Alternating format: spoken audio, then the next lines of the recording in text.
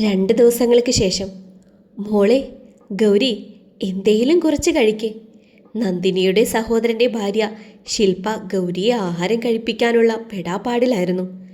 ശില്പ, മോൾക്ക് വേണ്ടിവരില്ല, നിർബന്ധിക്കല്ലേ, ഭദ്രൻ പറഞ്ഞു. എന്താ ഏട്ടാ പറയുന്നത്? മോള് മാത്രമല്ലല്ലോ ഈ ശരീരത്തിലുള്ളത്, ഒരു കുഞ്ഞുകൂടെയില്ലേ? അവൾ കഴിച്ചോളും ശില്പ, നീ അവളെ ബുദ്ധിമുട്ടിപ്പിക്കണ്ട, ഭദ്രൻ പറഞ്ഞു. അല്ല നന്ദിനി, ഇനി എന്താ നിന്റെ തീരുമാനം? എന്താ ചെയ്യേണ്ടത് എന്ന് എനിക്കറിയില്ല ഭദ്രേട്ടാ. ഞങ്ങൾ ഇവിടെയാണെന്നറിഞ്ഞാൽ അവൻ എന്തു ചെയ്യുമെന്ന് പറയാൻ കൂടെ പറ്റില്ല. നന്ദിനി, അതോർത്ത് നീ ഭയക്കണ്ട. നിങ്ങളെ തിരഞ്ഞ് അവൻ ഇങ്ങോട്ട് വരില്ല. നീ അന്ന് നകുലൻ്റെ കൂടെ ഇറങ്ങിപ്പോയ ശേഷം ഇന്നാണ് ഇങ്ങോട്ട് വരുന്നത്. പിന്നെ ഇങ്ങനെയൊരു ബന്ധം ആരറിയാനാണ്? എങ്കിലും ഉള്ളിൽ എവിടെയോ ഒരു ഭയം. അവൻ ഏട്ടൻ വിചാരിച്ച പോലെ ഒരാളല്ല, വലിയ പിടിപാടുള്ള ബിസിനസ്സുകാരനാണ്. പെട്ടെന്നാണ് ഉമ്മറത്ത് ഒരാൾ വന്നത്. ഭദ്രൻ അങ്ങോട്ടേക്ക് നടന്നു. ആ, സാമിയോ, ഇരിക്ക് സാമി. ഭദ്രൻ്റെ കൃഷി ചെയ്യുന്ന ഭൂമി തിരികെ നൽകേണ്ട സമയം അടുത്തു. അത് ഓർമ്മിപ്പിക്കാനാണ് വന്നത്. അറിയാം സാമി, ഈ മാസത്തെ കൃഷി കൂടെ ഉള്ളൂ. അത് കഴിഞ്ഞാൽ ഉടൻ ഭൂമി തിരികെ നൽകാം. ഓർമ്മിപ്പിച്ചു എന്നുള്ളൂ. ആരാ ഭദ്രേട്ടാ അത്? ഓ അതോ, അത് സാമി. താമി എന്നാ പേര്. വിളിച്ചത് സാമിയായി. ഞാൻ കുറച്ചു കാലത്തെ കരാറിൽ കൃഷിഭൂമി വാങ്ങി കൃഷി ചെയ്യുന്നുണ്ട്.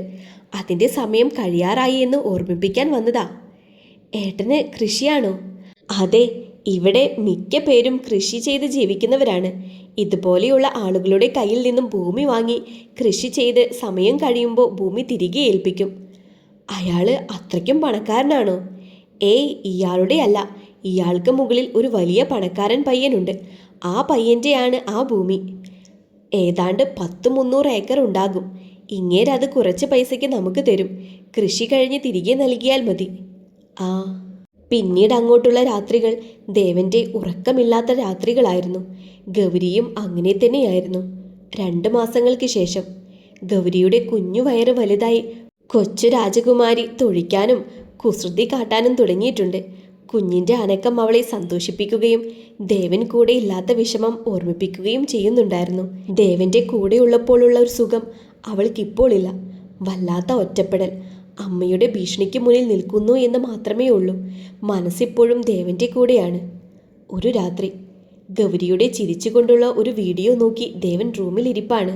ഇടയ്ക്ക് കണ്ണുകൾ ഈറനണിയുന്നുണ്ട്. അവളുമൊത്തുള്ള ഫോട്ടോകൾ അവൻ്റെ ഫോണിൽ തിങ്ങി നിറഞ്ഞിട്ടുണ്ട്. കുഞ്ഞു വയറിൽ ചുംബിക്കുന്ന ദേവൻ, വയറിൽ 2 കൈയും പിടിച്ചുകൊണ്ട് ദേവനെ നോക്കി കിസ് ചെയ്യുന്ന ഗൗരി. പതിയെ അവൻ ആ ഫോട്ടോ സൂം ചെയ്തു. അവളുടെ വയറു നോക്കി. വലം കൈ കൊണ്ട് ഒന്ന് തടവി.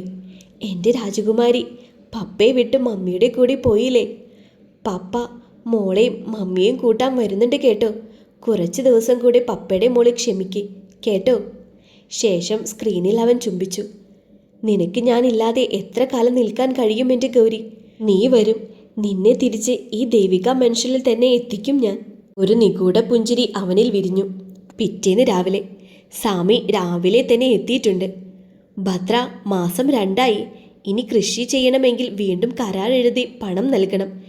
എൻ്റെ സ്വാമി, കഴിഞ്ഞ മാസം കൃഷി നിർത്താൻ നോക്കിയപ്പോഴാ പടവലയും കയ്പയും വെള്ളരിയുമെല്ലാം കട്ട കുത്തിയുണ്ടായിരുന്നത്. എല്ലാം പിഞ്ചിലെ വെട്ടി നുറുക്കാൻ പറ്റുമോ സ്വാമി? അടുത്ത മാസം എന്തായാലും ഭൂമി തന്നേക്കാം. അതിന് എത്രയാ വേണ്ടേയെന്ന് പറഞ്ഞാൽ മതി. ആയിക്കോട്ടെ. സാമി പോയതും നന്ദിനി ചായയുമായി ഉമ്മറത്തേക്ക് വന്നു. എന്നത്തെയും പോലെ മുഖം ഇന്നും സങ്കടത്തിൽ തന്നെയാണ്. എന്താ മോളെ നന്ദിനി, ഇതുവരെ വിഷമം മാറിയില്ലേ? ഏട്ടാ, ഭയം വല്ലാതെ കൂടുന്നുണ്ട്. എന്തിന്? മോളുടെ കാര്യത്തിൽ. ആ പീറപ്പയ്യൻ വരുമെന്ന പേടിയാണോ? അതെ ഏട്ടാ. നന്ദിനി, ഞാനൊന്ന് പറയട്ടെ. എന്താ ഏട്ടാ? എന്തായാലും ഇത്രയൊക്കെ ആയില്ലേ, നമുക്ക് ഗൗരിയെ എൻ്റെ മോൻ രാമഭദ്രനെ കൊണ്ട് വിവാഹം കഴിപ്പിച്ചാലോ?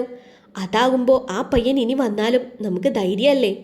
ഏട്ടാ, അത് നീ ചിന്തിച്ച് തല പുണ്ണാക്കണ്ട. ബന്ധം വെച്ച് നോക്കുമ്പോൾ എൻ്റെ മോൻ്റെ മുറപ്പെണ്ണല്ലേ ഗൗരി. പിന്നെ കുഞ്ഞ്, അതുണ്ടായിക്കോട്ടെ. ഗൗരി മോളുടെ കുഞ്ഞെന്ന് പറഞ്ഞാൽ ഇവിടുത്തെ കുഞ്ഞല്ലേ? ഏട്ടാ, അത് പിന്നെ നീ ചിന്തിച്ചു നോക്ക്. എന്തുകൊണ്ടും ഒരു ചതിയൻ്റെ ഭാര്യ ആവുന്നതിൽ നല്ലത് ഇങ്ങനെ ജീവിക്കുന്നതല്ലേ? ഏട്ടാ, മോള് സമ്മതിക്കില്ല, അതെനിക്ക് ഉറപ്പാ. സമ്മതിപ്പിക്കണം. ഞാൻ രാമഭദ്രനെ ഇങ്ങോട്ടേക്ക് വിളിപ്പിക്കാം. അവനെ കണ്ടാൽ എന്തായാലും മോൾക്ക് ഇഷ്ടാവും. വൈകാതെ വിവാഹവും നടത്താം. ഏട്ടന്റെ വാക്കുകളിൽ ചെറിയ ആശ്വാസം നന്ദിനിക്ക് ലഭിച്ചു. നന്ദിനിയും ഭദ്രൻ വല്യച്ഛനും പറയുന്ന കാര്യങ്ങളെല്ലാം ഗൗരി മറുതലക്കിൽ നിന്നും കേൾക്കുന്നുണ്ടായിരുന്നു. ഇല്ല, എന്നെ എന്നെ ആർക്കും വിവാഹം കഴിപ്പിച്ചയക്കാമെന്ന് നിങ്ങൾ ആരും വ്യാമോഹിക്കണ്ട. എൻ്റെ കുഞ്ഞിൻ്റെ അച്ഛനെ മാത്രമേ എൻ്റെ ജീവിതത്തിൽ ഞാൻ ഭർത്താവായി കാണൂ. ഭർത്താവിൻ്റെ സ്ഥാനം നൽകും. അവൾ കരഞ്ഞുകൊണ്ട് മനസ്സിലുറപ്പിച്ചു. പിറ്റേന്ന് അന്ന് നല്ല മഴയുള്ളൊരു ദിവസമായിരുന്നു.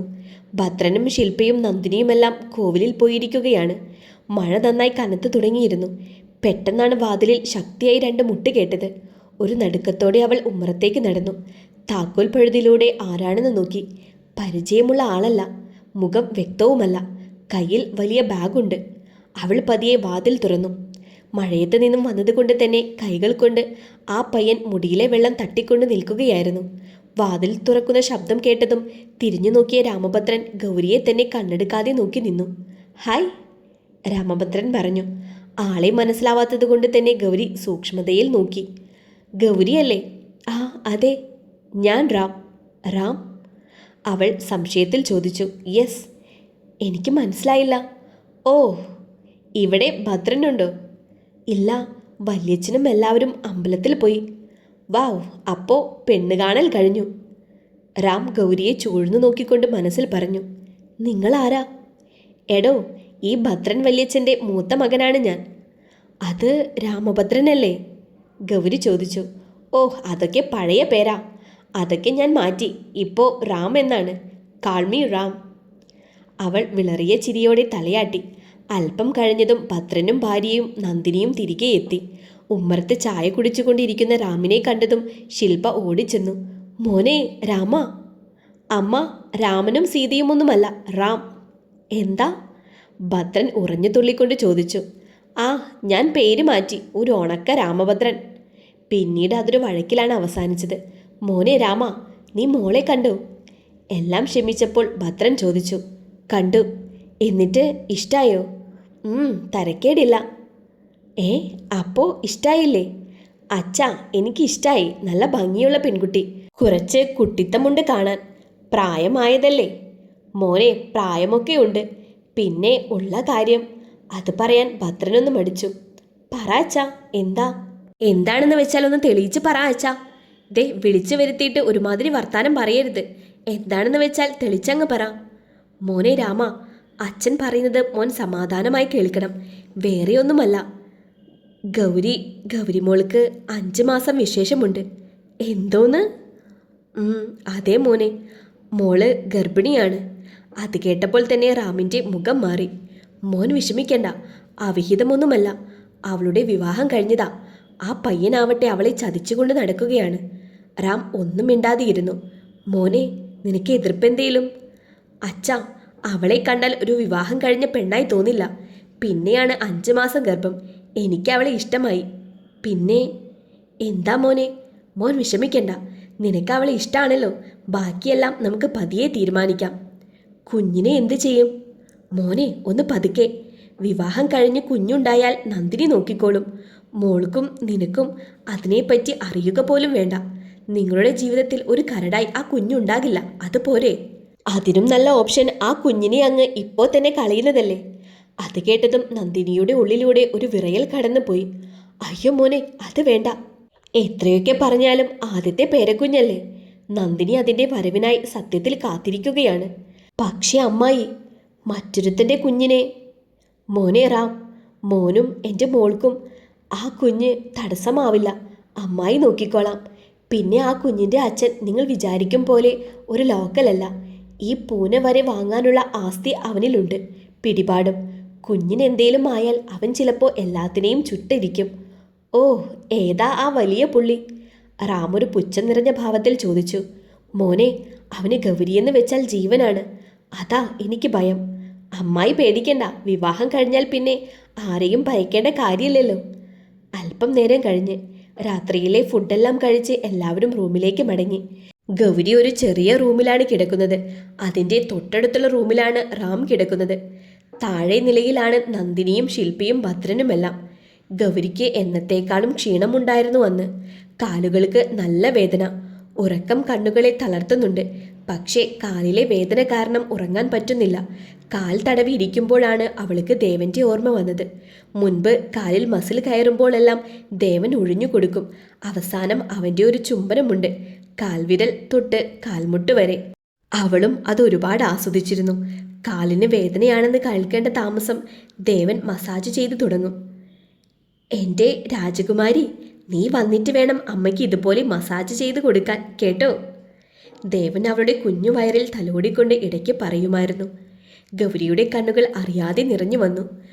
കാണണം എൻ്റെ ജീവൻ്റെ ജീവനെ. പാവം അമ്മയുടെ വാക്കും കേട്ട് ഞാൻ. അവൾ പൊട്ടിക്കരഞ്ഞുകൊണ്ട് വയറിനെ തലോടി.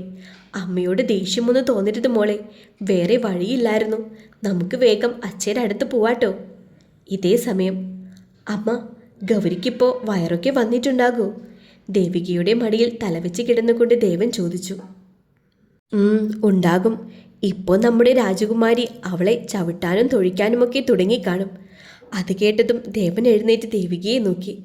അവൻ്റെ കണ്ണിലെ വിഷമം ദേവികയ്ക്ക് മാത്രമേ കാണാനാവുകയുള്ളൂ.